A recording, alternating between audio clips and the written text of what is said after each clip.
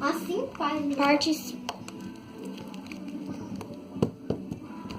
E a gente vai limpar agora o nosso quarto. Eu vou ter que ficar cuidando do meu irmão, minha amiga vai limpar. Não, você também vai me ajudar. E eu vou ter que ficar cuidando do meu irmão.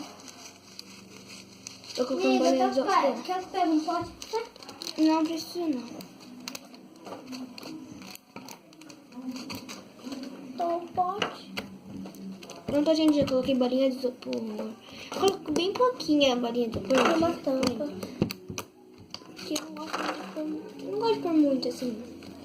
Vou pôr glitter prata. Eu adoro pôr muito glitter. Tá bom, amiga. Vou pôr glitter colorido. Oita! Ai, irmão! Que grande! Vou tentar. Vou pôr um azul.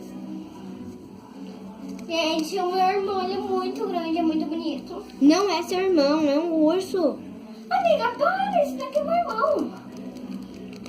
Gente, ela é muito tonta. Meu irmão.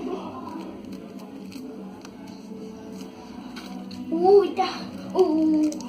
Ô, gente, se vai ser um churrasco... Gente, eu vou pôr glitter preto agora.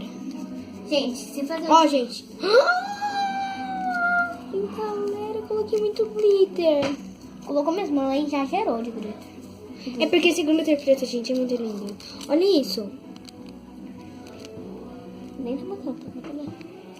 Gente, o meu irmão é muito bonito. Para de ser mentirosa.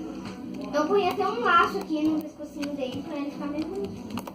Gente, eu acho que ele vai ficar maracujá, esse slime. Olha, dos glitter preto, parece coisinha de maracujá.